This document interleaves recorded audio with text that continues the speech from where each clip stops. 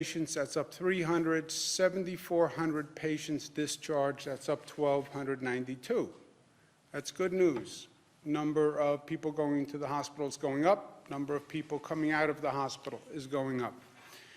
Number of deaths up to 2,373, up from 1941. Looking for a trend line. The trend line is still basically up. Total new hospitalizations. Trend line of ICU admissions is still up. Certainly, a couple of small deviations, but the line is up. Number of intubations is up, but if you want to take an optimistic view, you could start to see a plateauing in the number of intubations, but the statisticians tell me that's an optimistic view. Number of daily discharged is going way up. That's people going in, people going out. Challenge is still at the apex. That's what this has been all about for every system in this country now. Everyone is basically waging the same battle. Different time frames, different numbers, different percentages, but it's the same battle. When you hit the apex, which is the highest rate of infection, highest number of people coming into the hospital system, can you handle that number? Can you handle the height of the impact on the hospital system, which is at the apex of the curve? We call that the battle of the mountaintop. At least I call it the battle of the mountaintop. Questions people keep asking, which are the right questions. Well, when is the apex? It depends on what model you use, what model you follow. We follow all the models. It's anywhere from 7 to 21 to 30 days, depending on what model you look at. Well, how can you have that variable, 7 to 30 days? It depends on how that model rates how effective social distancing is, right? The variable is the models that think social distancing is going to be more effective at slowing the rate have a longer time frame for the apex. Those models that discount the social distancing, they have a shorter time frame for the apex. It makes it difficult to plan, frankly, because 7 to 30 days is a long window. And we are literally planning on a day-to-day basis, deploying assets on a day-to-day basis. We believe it is closer to the shorter end of the range with our in-house people looking at the professional modeling that's being done. How many beds will you need at the apex? Between 70 and 110,000. Again, that is a broad range. Again, that's one of the frustrations trying to plan for this. Right now we have 53,000 statewide. We have only 36,000 downstate. Remember that. And this is primarily a downstate issue. So by any estimate, we don't have the number of beds, but again, we've taken extraordinary measures. Every hospital, by mandate, has to add a 50% increase, and they have all done that. We're setting up extra facilities, which we've been talking about. We've been shifting patients from downstate hospitals to upstate hospitals, and that is continuing. When does this end? You have projection models that have us hitting the apex, coming down from the apex. Models vary at how quickly you come down from the apex, but they all basically say you come down from the apex quickly. And then some models have it flattening out, but flattening out for a period of time. Models have it flattening out and continuing through the summer. How many lives lost? There's only one model that we look at that has the number of projected deaths, which is the IHME model, which is funded by the Gates Foundation, and we thank the Gates Foundation for the national service that they've done. But that is the model that suggests approximately 93,000 deaths across the country. That's the model that I believe Dr. Fauci was referring to when he said about 100,000 deaths.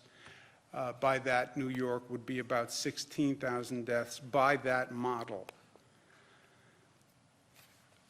When we're doing this planning and we're doing our deployment, the theory is the chain is only as strong as the weakest link, right? So that's true for the hospital system. We have about, give or take, 180 hospitals that we are focusing on here in the state. The hospitals that will have the greatest issue will be those hospitals that are usually the most stressed in normal circumstances, right? So if the hospitals before this were under stress, you then add this crisis on top of that, those are the hospitals that one would expect to see struggling first. That's also true for the entire hospital system. You know, we talk about beds, we talk about staff, we talk about supplies, but the truth is you need all three of those things to provide any care. A bed without staff doesn't do anything. A bed and staff without supplies doesn't do anything. So you need all three of those components to work to have a situation where someone can actually get care. In terms of beds, those are the easiest to find, and we're constructing additional facilities. We're now going to start at the Brooklyn Cruise Terminal, obviously in Brooklyn, New York City. It's expected to open this week, 750 beds. We're taking a Office of Mental Health facility in Staten Island and converting it to a COVID-only hospital. So on beds, we are in relatively good shape because a bed is a bed, right? A bed is a question of a structure. Push comes to shove. We can acquire dorms, we can acquire hotels, we can acquire physical structures with beds in them. Of those three components, beds, staff, supplies, I personally am least worried about bed capacity. We have 2,500 beds at Javits. We have 1,000 beds on the naval ship Comfort. Beds we can find. Not easy, but we can find them. The harder components are the staff and the supplies, which is what we've been talking about. On the staff, we're continuing to shift staff from the upstate hospitals that are less impacted to downstate hospitals. We've requested out-of-state healthcare workers. God bless America, 21,000 people have volunteered from out of state to come into New York State. I thank them. I thank their patriotism. I thank their dedication and passion to their mission of public health.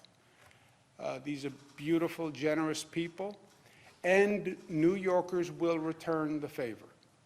New Yorkers will return the favor. This is going to affect every place in this country. We are, in some ways, the first major encounter. We're learning, we'll get the experience, and we will return the favor. When your community needs help, New Yorkers will be there. And you have my personal word on that. And it's also the New York tradition. When there's been a hurricane or there's been a flood or Hurricane Katrina, New Yorkers are the first ones in their cars to go anywhere in this nation that needs help. And I will be the first one in my car to go wherever this nation needs help as soon as we get past this. I will never forget how people across this country came to the aid of New Yorkers when they needed it. And I deeply appreciate it. We have 85,000 volunteers now in total, which are being deployed to the hospitals so they can find staff that works for them. Supplies are an ongoing challenge. The PPE is an ongoing challenge, the gowns, the gloves, and the ventilators.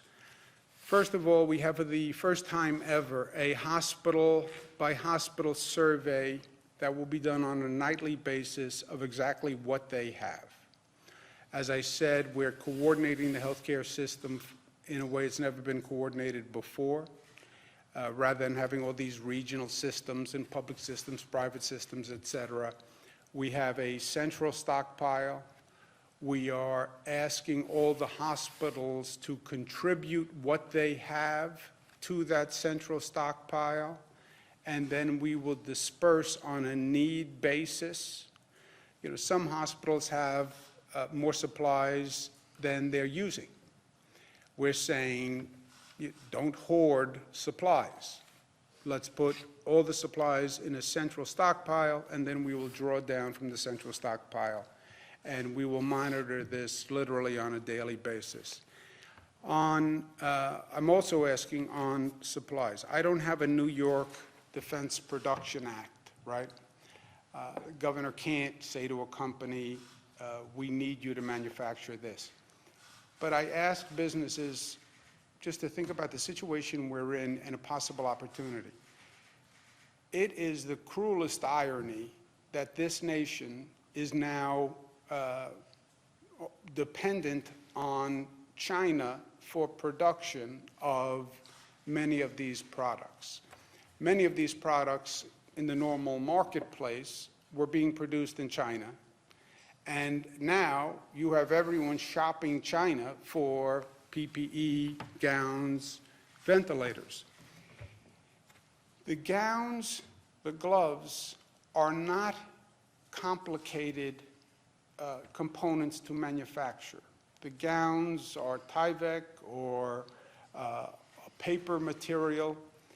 If you are a manufacturer who can convert to make these products and make them quickly, they are not complicated products.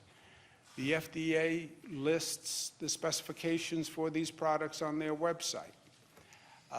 If you have the capacity to make these products, we will purchase them, and we will pay a premium, and we will pay to convert or transition your manufacturing facility to a facility that can do this. But we need it like now. You know, we're not talking about 2 months, 3 months, 4 months. We need these materials now. That's the stress. I understand that. But if you are in the garment manufacturing business, if you have machinery that can cut a pattern, you know, a coverall, you're not making a fashion-forward fitted garment, right? These are relatively straightforward components. So if you can do it, it's a business opportunity. It is a state need. It's a national need.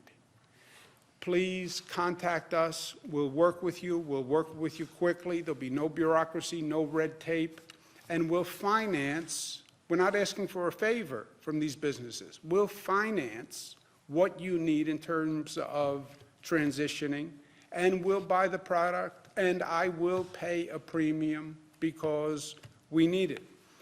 And this is a number for the Empire State Development Corporation, which is handling this task. In terms of ventilators, we released 400 ventilators last night to the New York City Health and Hospital Corporation. We released 200 to Long Island and Westchester. As I said, you see that those growing numbers in Nassau and Suffolk, and that is starting to stress that healthcare system. So we released those ventilators last night. At the current burn rate, we have about 6 days of ventilators in our stockpile, meaning if the rate of usage, the rate of people coming into hospitals who need ventilators, if that rate continues, in our stockpile we have about 6 days. Now, If the apex happens within that time frame, if the apex increases, if the apex is longer, we have an issue with ventilators. These numbers, by the way, are also going to be compiled every night. There's a difference of opinion. How many will you need? We'll need what we need.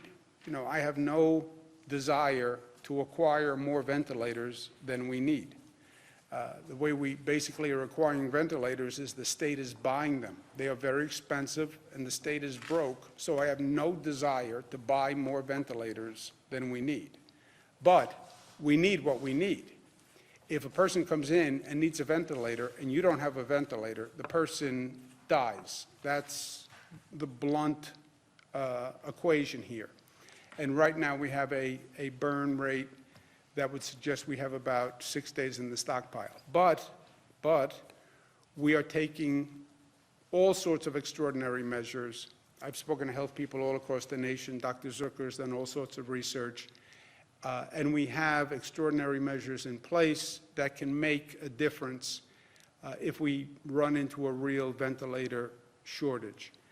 First, we know where all the ventilators are in the state of New York, by hospital.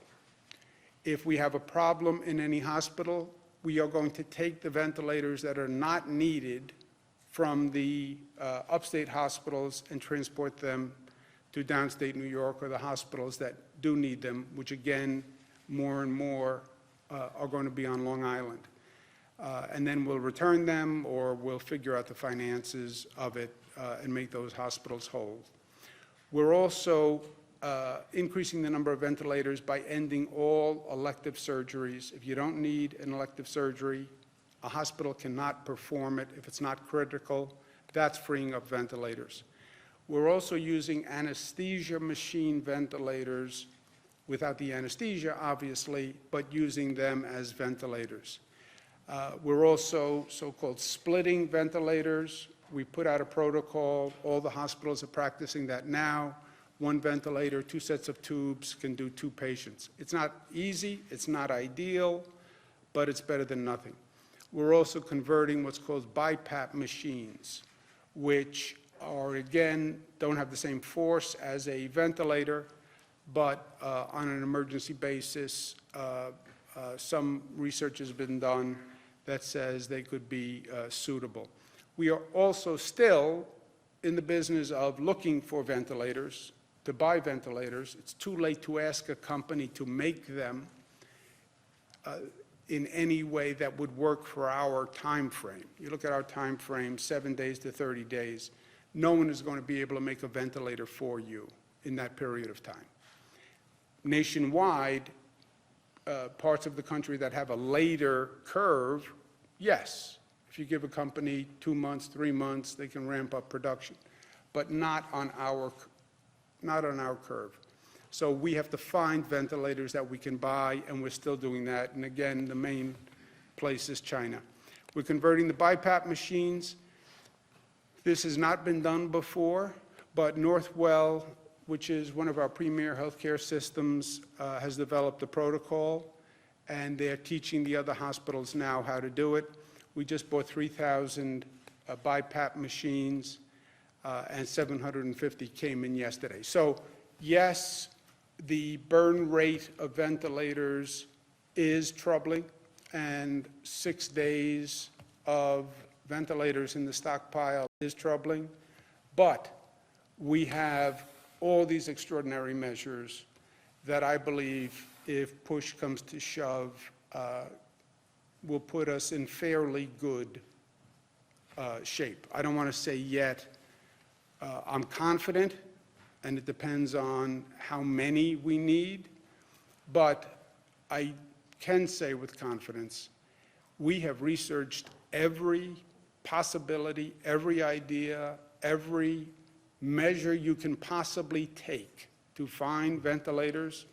This state has done. That I can promise you.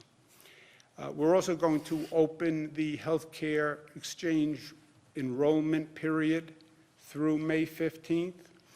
We have about 96% of the people in this state are covered with health insurance. If you're not covered, we're extending the enrollment period to May 15th. Please get covered. You can go to the New York State of Health website and sign up. My brother, my little brother, I only have one brother, Christopher, tested positive for coronavirus. A lot of people are concerned about him, obviously, people in my family, but even beyond that. New Yorkers are very compassionate, and many people ask me about Chris and how's he doing, not just for himself, but we keep talking about this coronavirus. I'm afraid of it, I'm anxious about it. What does it actually mean? Okay, your brother has it. How's he doing? So a lot of people ask me that question, and I talk to him quite frequently, and he is doing okay. And I checked in with him this morning and asked him how he was feeling, and he was up and spry and much his normal self. I invited him to join us for a couple of minutes if he was up to it this morning. And I think he said that he was in a position to join us. And I asked him to join us by video if he's available. There he is, with his hat, Cuomo Prime Time. Say hello to Kia. There, I saw it. It's hard to miss. You're looking... Let's get after it. Let's get after it. I love that saying. You're looking fit and fine. Many people are asking about you. I tell you the truth, everyone I talk to is asking about you and how you're doing and how you're handling it and how you feel. Kara's here, by the way. She's working with me now. She's working on supplies. So she says hello. So how are you feeling? I love Kara. You have great kids. There's no better way to measure what you've actually meant in the world than the kids you bring into it. And your daughters are great. And I'm not surprised at their help. They make me proud of the family. Thank God the next generation is better than the one that brought it into this world. I'm doing pretty well, all things considered. This is very tough. I get it now. I've now become part of this group of people who have this virus, and they're reaching out and friends and people who are new friends. They have this 5, 8, 10 days, constant virus, constant fever, and it's tough. And, it's not doing great with my hair. I have to be honest. It's tough to keep hair the way I want it to look. You look like you've been cutting your own hair, which some people are good at, some people are not. So I've chosen to wear a hat because I don't want to butcher my own haircut. But it's going to be a long slog. But now that I know the fight that I'm in for, I'm more comfortable. And I've learned that I see why it takes people out. You got to rest because your body has the fever because it's fighting the virus. And you've got to chill. I'm very lucky. I have a wife who loves me, who's keeping me fed. I got a nice place to be. So many people don't. You've been very smart, Andrew, in getting people to think about how they can reach out and help people without contact. A lot of people are fighting this alone. And I can't imagine that. I can barely, keep it together, and I have everything done for me. Very lucky. There are a lot of people who are in a bad way, and they're reaching out to me, and I feel for them. So we're in a real fight, and we really do have to remember our connections to each other, because otherwise there'll be no way through. You're on what? You're on day 2? Yeah, I really believe that it didn't start until I got the diagnosis, maybe because psychosomatic or whatever. But that night, I got hit with fever and those rigors, spelled like rigors, R-I-G-O-R-S. But it was like out of a movie. I tell you, I had the hallucination. I was seeing pop. You came to me in a dream. You had on a very interesting ballet outfit, and you were dancing in the dream, and you were waving a wand and saying, I wish I could wave my wand and make this go away. and then you spun around and you danced away. Well, that's, there's a lot of metaphoric reality in that one. I thank you for sharing that with us. It was kind of you. Obviously, it Can't get has, that picture out of my head. That's all I see when I look at you. obviously the fever has affected your mental capacity and Yeah. And being alone all the time. I think everything I say is funny. so you still have a fever? Do you have a fever today? I have a fever right this instant, Governor. Really? Well, you look good. Oh, yeah. I have to tell you, comparatively, you look good. Well, first of all, I appreciate that. I must point out to your audience that you have expressed concern about how I look after today's hearing several times, and you didn't like my hair. You thought that I was giving a bad look of survival of the virus. No, look, I think I'm doing okay. good. You look good. You sound good. I know that sometimes we joke. I'm not going to do that today. You know, rule one is never hit a brother when he's down, and you're literally in the basement. So I'm going to refrain from any rebuttal today. I don't know, Andrew. I have to tell you, this is probably your best chance. Because when I'm healthy, you know what happens when we go toe-to-toe and I'm healthy. So really, if I were you, now's the time to strike. Yeah, but see, that's You may get sick, but Yeah. I would come for it now. Once I'm healthy, I'm not going to forget all the jokes you made at my expense. I saw the picture you showed of me the other day. no. Look, Raised my fever on my hand. no. Look, first, I have no doubt that you would hit me when I'm down. That's the difference between us, and that is my point. That's not who I am. I hadn't made any jokes. I didn't. It was not a joke. Some people misinterpreted what I said. I said that I was going to send you a book, because I know you're just walking around the basement there, that I was going to send you a book on a beginner's guide to striped bass fishing. But that's only because, you know, you normally fish for porgies, and it's totally different to fish for striped bass than porgies. I was never saying anything that was in any way offensive.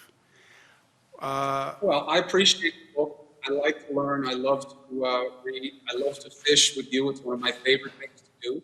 You're the only person I've ever known who fishes in all white, because you have no expectation of getting any kind of fish or any type of substance on you at any time when you fish, which has been great training for the virus. You have lived a sterilized existence pretty much the entire time I've known you. Yes, I believe you can fish and still stay neat and clean. I'll tell you this. I love these press conferences. I think you should have one every day. Yes, I have been. I know you haven't noticed. Oh. Yes, Sorry. yes, it's sort of like the way you have a show. Yes, I do a briefing. You have Cuomo prime time, I have Cuomo all the time. That's the difference. Yeah, I Yeah, see the hats that. are available, by the Yes, way. it is a good-looking hat. And 1 hour a day. I work 23 hours a day. That's like the mathematical balance. But You anyway. need you to. You have to stay. Yes. That's your job. That's my job. I do believe this is going to be a great public service in a ironic way. People are curious about coronavirus. What does it mean? What happens if I get the virus? You living it, showing it, doing the show, reporting on how you feel, reporting on what you're doing. I think it really it demystifies this. It takes a lot of the unknown out of the equation. And I know it's a terrible, unfortunate circumstance for you, but think about it from a journalistic point of view, a public service point of view. You are answering questions for millions of Americans. If I get it, what happens? What do I do? What do I look like? How about my family? By the way, best news is, thank God, your family doesn't show any symptoms. Knock Formica, yeah. Because if your wife had any symptoms, you would be in the basement for a lot longer than this virus would keep you in the basement, my brother. But Let me tell you, I don't know how I would do it without it. I mean, I've always been emotionally dependent on my wife, but now I don't eat. without Christina. That's a The problem. kids won't come anywhere near me. Yeah. The dogs won't even come down the stairs. Well, is I that, had to trick the dog to come in to take a picture with it. is that a So this relationship was, issue, or is that like a canine instinct issue? I wasn't. I think that, people get into survival mode and they're like, look, big dog went down, doesn't mean we all have to go down. And they are keeping their distance. I get a FaceTime alert every once in a while. I get a text message. They are all very proud of you and what you're doing. I know how hard this is for you. I know it's frustrating when you can't control what you need and you know what you need and you know how important it is and you can't get it. And that is very tough. And I've watched it in real time with you. And I can tell people, of course, I'm your brother. I'll never be objective about you. You're my favorite guy. But I've never seen you work harder than now. And I've never seen you have this kind of desperation to source equipment, and you're drawing in from everybody you know. And you've done everything you can to stay positive with the federal government. And that is so important right now. And you're doing everything you can. Unfortunately, look, what's one of the big lessons in life that Pop always used to tell us? Certain things you're not going to be able to control. Certain things are going to happen. This virus is one of them. It happened. It's going to run its course. You guys can't put a number on it. I know there's a huge temptation to do it. I know you're using the models. I talked to Dr. Fauci and all the different experts. People want timing, but we got to be realistic. We don't know how long it's going to last. We only know what we control, which is staying away from one another. And if we do that well, things will go better. But sometimes in life, you got to ride it out. And when one of those experiences now, people will remember this period, maybe more than any other period in our lives. And people will be remembered for how they stepped up right now and what they did and what they didn't do. And I'm very proud of you, big brother. I'll tell you that. Well, look, I've said at this briefing, this is a transformative moment for the state, for the country. I believe that. I also believe it's a moment where you really see what people are made of. When the pressure is on, that's when you see all the cracks and you see all the strength. It's easy to be nice when everything is nice, but when the pressure is really on. And for you, when they told you you tested positive, a lot of people's instinct would have been to get in bed, pull the covers over your head, and just lay there. For you to get up, do that show, share with people, that is a strength and a character strength that is really incredible. And we joke a lot, but the strength that you showed here and the dedication to journalism and your skill and your ability to make this okay for people and to communicate it. You can do the coronavirus, have the coronavirus, but life goes on. I've been saying 1,000 times, 80% of the people get it and they will self-resolve, but you're showing that. And not many people would have stood up the way you have stood up. And I've always been proud of you. You know that. On a basic level, not only do I love you, I've always been proud of you, but I've never been prouder of you than I am right now. You go get some rest. I love you. Everybody loves you. This is going to be fine. You're going to get through it, and you're going to do a beautiful public service in the meantime. And I'm proud of you. And then we'll go fishing, we'll have a drink, and we'll laugh about it. Go get some rest. Thank you for taking the time. Wait for that. And I know that I have to take care of myself. I won't do the show all the time. I'll do it whenever I can. People have been very nice in saying, don't work too much because you don't want to compromise fighting the virus. They are right. You're right to say that as well. And I hear all the advice. I love you. Thank you for letting me join today. I'll enjoy watching this now that I know it's a regular thing. I'll watch it every day because I'm stuck in the basement. Thank you. Thank you for saying such loving, supportive things. If you need me, you know where I am. Rule 1, never hit a brother when he's down, in the basement. Love you. In the basement. In the basement. Love you. Ciao. Questions? Let's do the coronavirus questions, and then any local questions we'll do afterwards. Albany and Newburgh have said they're interested in mandatory curfews. Would you be interested, they said this would require an executive order, would you be interested in placing mandatory curfews in places that aren't interested in obeying social distancing rules? Yeah, well, it would depend on what Question is, would I be open to curfews? It depends on what their problem is, what their situation is, and what they're trying to solve, and we'd have to talk through it. So I'd have to understand what the theory of their action is. Reports that there's only a handful of people in the Comfort at this point. Can you give us an update of how many patients are in the ship, as well as in Javits Center at this point? I do not have the numbers, Jesse, but I can get them for you. Those two facilities are operated by the federal government, as you know. They're for non-COVID patients only. The theory is that the non-COVID patients would come out of hospitals, freeing up more beds in the hospitals for COVID patients, and that the Javits and the Comfort would be a overflow valve for that. The federal government determines who comes in by their protocol, and but I have to get the numbers. I don't have the numbers.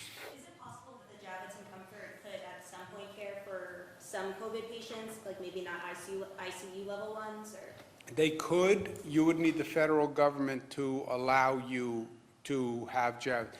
Look, Javits Center can do, the Javits and Comfort can do whatever the military allows them to. I understand on the Comfort, they don't want to bring in COVID patients because that's an entire ship. How do you disinfect the ship afterwards? And that's a complicated situation. Javits, you could convert to a COVID facility. It would require the federal government to allow it. I don't know what kind of medical staff, COVID versus non-COVID, maybe Dr. Zucker would know.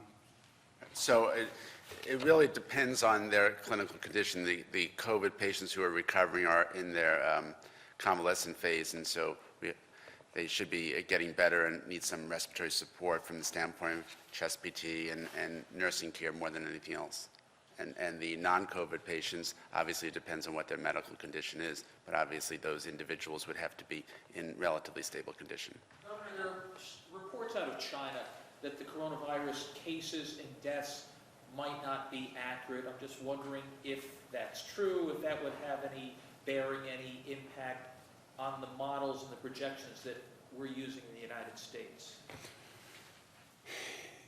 It's an interesting question.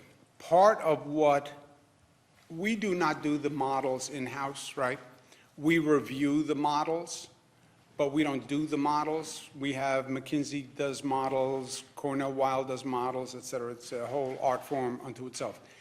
The modelers will tell you they use Wuhan data, especially when they're trying to calibrate the rate of spread and the effect of social isolation. But they also have a lot of data post-China that they are relying on. You have South Korea, you have the rate of spread now here. So you raise a good point. If the China data was wrong, might it influence the model? Yes, but the model isn't solely dependent on that data either. Some of the ventilators from the federal stockpile have been faulty, or had missing pieces, or were not working.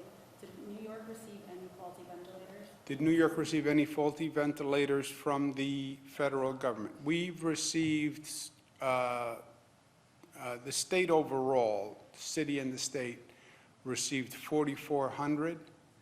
We have distributed many of them. I have not heard of any faulty. I haven't heard of any. So I think the issue is, and this was an article in the LA Times, out in California, it was reported that some of the ventilators that were sent to them by the federal government were faulty. And the explanation is apparently you have to run ventilators ever so often. It's not on like a car battery, not that this is my particular area of expertise, admittedly.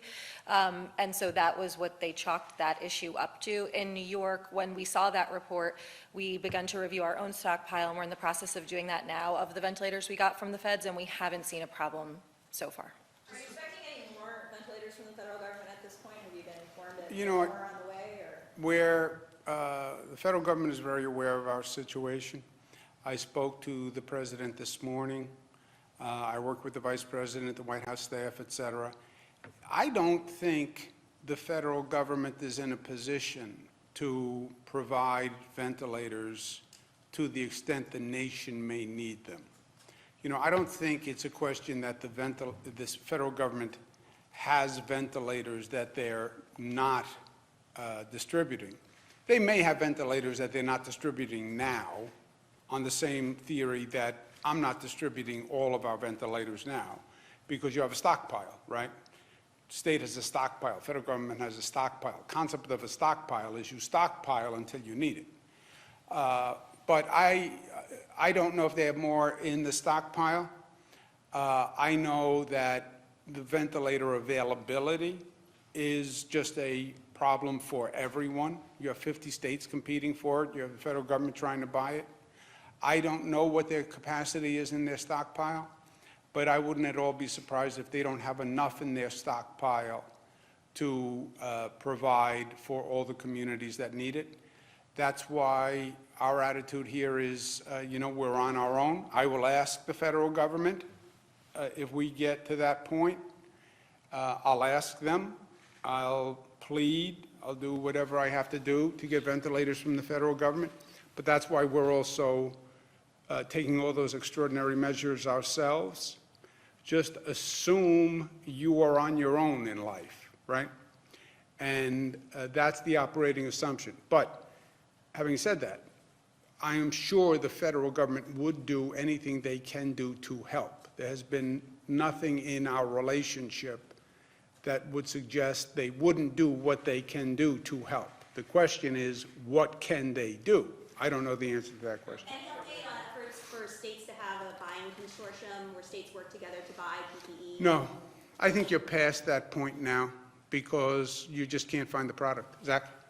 Governor, could you compare the use of these bi-level machines to a regular ventilator, and how do the supplies of the bi-level machines compare to ventilators? BiPAP versus a ventilator. It's a great question. I would love to respond to it, except I have no idea how a BiPAP relates to a ventilator, besides the generic comment that the BiPAP does not have the same level of force, doesn't pump as much air as a ventilator. Beyond that, I do not know, but Dr. Zucker may know. That was a good explanation. Excellent. The BiPAP systems are basically, they don't have as much energy to push air in, and that the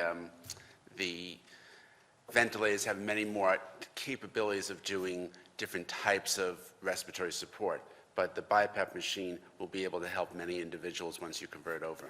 So would they be used for relatively minor cases? Well, I think that, this is a condition which is going to change as someone gets either better or worse. And I think sometimes people think you put them on one machine and then they stay on that machine, but you can move things around. You can put someone on a ventilator, they start to get better, and then you can sort of switch them to a BiPAP machine, and that may provide the support that they need at that point in time, and then you can move it to the next phase as well. So it's not a stagnant situation. A ventilator has more variability than the BiPAP machine.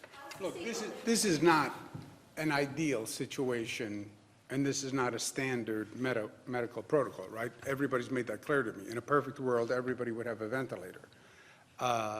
And that's our first goal, and it's always been our goal. And, I've been talking about ventilators since this thing started. But if we hit that apex and we run out of ventilators, then on the theory of you do whatever you can do, then we have all those series of measures. Take the ventilators from hospitals that don't need them, splitting the ventilator so you double the capacity of a ventilator, use a BiPAP machine on a patient who you can use a BiPAP machine. All of those measures go into effect because you have no option, right? You're going to be in a situation where literally, if the person doesn't have a ventilator, they die. You don't have a ventilator. Then come up with plan B, C, D, E, F, G, H, and that's what we have done. By the way, we even have a plan for I showed you, the handheld rubber ventilator that's just a bladder that is manually operated, and we purchased 7,000 of those. President Trump said this morning that New York had gotten a late start, that it had gotten far more supplies than that, and then, in the next breath, said that Cuomo was working hard.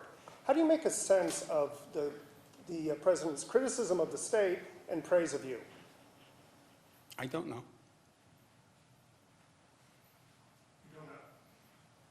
Why No. I don't know. I don't know how you square those two statements. I don't know that you can square those two statements. Got a late start on supplies. We started purchasing, and we probably will have wound up purchasing more than any state in the country. I will bet you dollars to donuts, we wind up buying more ventilators than any state in the country. So we were very aggressive from day one, as you know. And again, that's on the assumption that the states, each state is supposed to be managing this situation. But I thank him for his good words that he thinks I'm doing a good job. Same thing in the homeless population with COVID. We're doing the best we can with all the special populations, in prisons, in nursing homes, in homeless shelters. Since there is a moratorium on evictions for the next 90 days, what happens after that if tenants aren't paying their rent? Should landlords evict their tenants after those 90 days? What would prevent them? Yeah. Let's see where we are after 90 days. You know, a lot of these situations, what do we do about rent after 90 days? What do we do about income after 90 days? What do we do about infrastructure after 90 days? You know, so much of this is changing and fluid. I don't think anyone can sit here and tell you what the right plan is for any of these areas 90 days from now. I just want to get to 90 days from now and get there healthy, and then we'll handle whatever we have to handle. Governor, do you have any updates on those ventilators that you purchased from China? You said you were expecting 2,500 firmly. Has that changed? We have not received, do you remember, Jim, Doctor?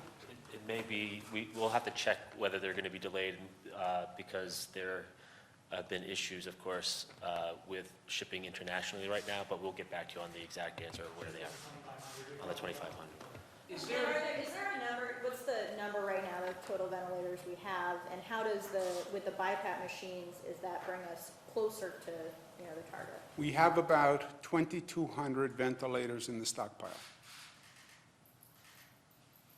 That's what we have, yes. 2,200 ventilators.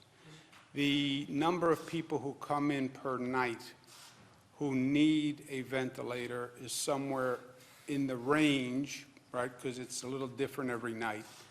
But if you wanted to be safe, you'd say like 350 people come in every night who need a ventilator. So 2,200, you see, disappears very quickly. What do? Try to buy more ventilators, and then plan B, plan C, plan D, and that's what we've laid out. There is no state and no country that has done anything to provide ventilators that we are not doing. We've literally looked at everything that Italy did, China did, South Korea did, every other state. We're doing more than any other state or country has ever tried to do in terms of backup contingency plans. And, beyond that, every day we try to find more, buy more, and be more creative. Who hasn't asked a question? Yes, thank you, Governor. You said yesterday at the end of your remarks that this virus will change people. So my question is, have you changed? Have I changed? No. I defy change. My kids will tell you that. Cara will tell you that. They have been trying to get me to change for many years. They have tried to teach me for many years. Intellectually, I think I'm open to growth and change. I just have trouble doing it in practicality. I think it'll change me. This is it's incredibly hard. It's incredibly difficult. My brother touched on it. I take my job very seriously, and I take my responsibility very seriously. And I don't make excuses. I don't, if I fail, I fail. If something breaks or something doesn't work, that's on me. I see those number of deaths every day, And I take that personally. And I feel the pain that families are feeling.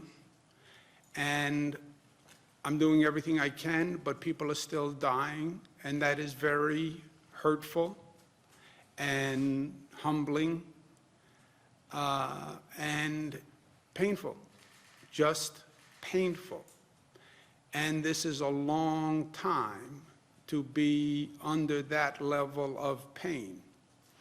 What do you look like when you come out the other side? I don't know. I don't know. There is a company in Cohoes called Precision Valve and Automation that says they can make a contraption that automatically pumps a bag valve mask, the thing you demonstrated over the weekend, similar to a ventilator. That's something you've looked into, and is that something viable? That could be for Dr. Zucker. Yeah, I don't know if they have looked into it, but if they haven't, we will.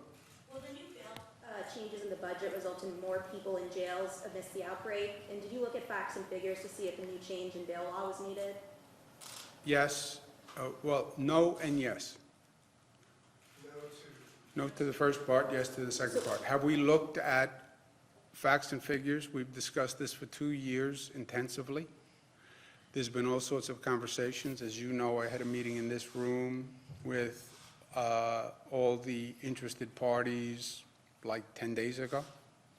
So I just mean like the facts and figures from the rollout of the law in January until now, like what do those facts and figures yes. tell you? Yeah, everyone has been looking at the facts and figures and discussing and debating and analyzing. And there's been there's a range of opinion, as you know. On most matters, there's a range of opinion. And the bail reform that we did last year, I'm very proud of, because it was discriminatory in effect, if not in and in impact. And I think we made the right change now, and I think the improvements we made this year are the right ones also. Governor, construction workers on 5-7 have done for a while to the Florida terminals, more enhanced station, and affordable housing. I'm wondering why it's essential for them to keep working through the pandemic on these longer-term projects, especially sites that have had positive cases. Well, essential projects are projects that are public works by and large, that the state needs and the city needs. You know, after this is over, we're going to have to get back to work, and we're going to have an economy that functions, and having infrastructure is an essential part of that. And a lot of these projects, once you start, you can't just stop, you know. Those airports are still functioning. Planes are still coming in. And LaGuardia is a whole configuration of physical barriers and alternative routes pending construction. So a project like that would be very, very difficult to freeze and then unfreeze. Anyone who hasn't answered a question?